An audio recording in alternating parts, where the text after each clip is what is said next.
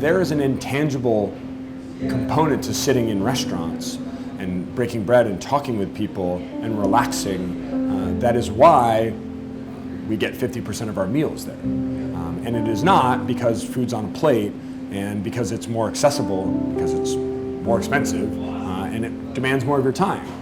It's because there is something that is carnally satisfying about that experience.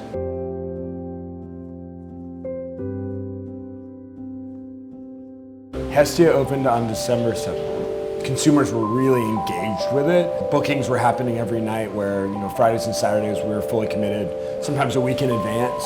And then we were going into South by Southwest. And it felt like we were riding so high. And then of course, we lost South by, and I think everyone grieved there. And I remember talking to people and I said, I know that we're freaking out about losing South by right now, but I think we're missing the bigger thing.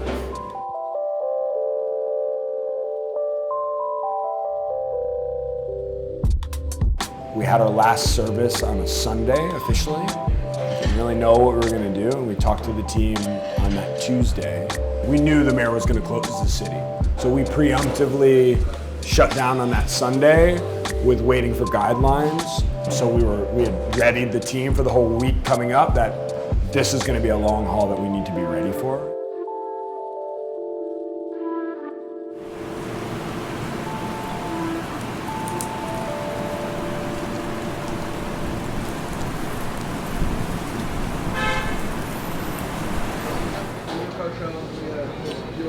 How are we looking on this crab? Yeah, I'm gonna get a little bit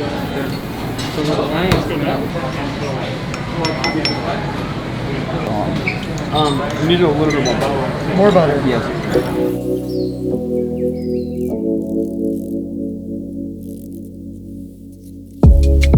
What happened to restaurants when they came out and they said, restaurants are closed, don't go to restaurants, nothing else is really closed. And then a week later, we're like, oh, actually other businesses should be closed too. And then came out a little bit later and said, well, restaurant to-go businesses are essential. The damage had been done. The first industry to be singled out of all industries was the restaurant industry. It's a huge industry, and for that reason, I totally understand that closing that door limited a lot of things, but it also disintegrated that trust. Swim parks, cruise lines, airplanes, even grocery stores deal with very similar issues of proximity, interaction, and actually in many ways you're significantly closer to people in all of those that I just mentioned than you are in restaurants. And that to me is the greatest hardship of restaurants today now is we're still in the mindset of responding to the here and now because so many of the restaurants now are in this frail time where they don't have money, they don't know what the future looks like, they're still grieving, and now they're having to plan how to make a great experience and a profitable experience in a time where they don't know what's happening.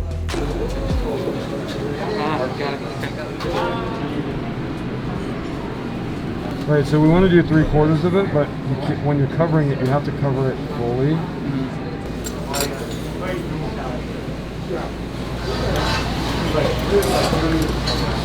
He's asking. The way that we looked at it was, we want to make sure that we are safe for our guests, for ourselves, for our conscience. We need to have very spaced apart tables. We need to have less people in the restaurant, for us and for them. And we need to create an environment that quells anxiety, so therefore people can be open to the hospitality. So the first things that we did were between individual sanitizers at tables, between making sure, of course, that our entire team is in mass, making sure that certain people touch food to bring out to tables, certain people are clearing food, and there was no crossover between those two. We had some artists and friends of ours make paintings that were inspired by this. So you get a card before your course that is this painting. And then the back is this emotion of why and how we created these things. It gives you this time to sit and be present with the chefs and our thought processes and our inspiration and our excitement to build that again. before you're given this dish and then kind of left be with it. We will call tables 2 days in advance and talk to them. Like, what kind of experience are you looking to have? Well, I want to be very far away from people. I'm really, well, great. There's a table in the corner with very minimal interaction. And then we also need to recognize that this needs to feel hospitable and fun. And we cannot look at it in a way where those two things cannot be together. I did an interview earlier and somebody said, how are you going to be able to show somebody a great restaurant experience when you're wearing a mask? And I was like, well, if I can't do that, then I'm not a very good chef. I love cooking for people and watching them visibly react, have an emotional experience with what we're doing, because I think everyone's needed that. Like, particularly now, we need connection more than ever, and we feel more isolated than ever and have more distrust in other people. We, in some ways, have more empathy and compassion. I've never walked a neighborhood more and had everyone wave at me and wave back and be genuinely excited to see another person. And in this environment, I think it's really important for me to make sure that we're conveying this thing that connects with them and makes them happier each day. I'm excited for the future. I think that we care about each other more.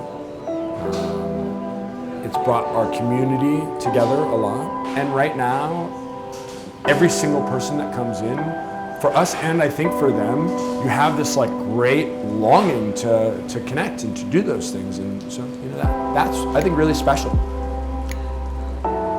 There was a point where we said, Hestia is closed. It's closed. We're not reopening Hestia the same way. We could not. The world is different. For how long, I don't know, but it is. So now we looked at it and we said, as managers, as owners, chefs, if we're opening a restaurant today, what would we do? If this was the first day that we opened and we didn't have all these other things, what kind of restaurant would we open today?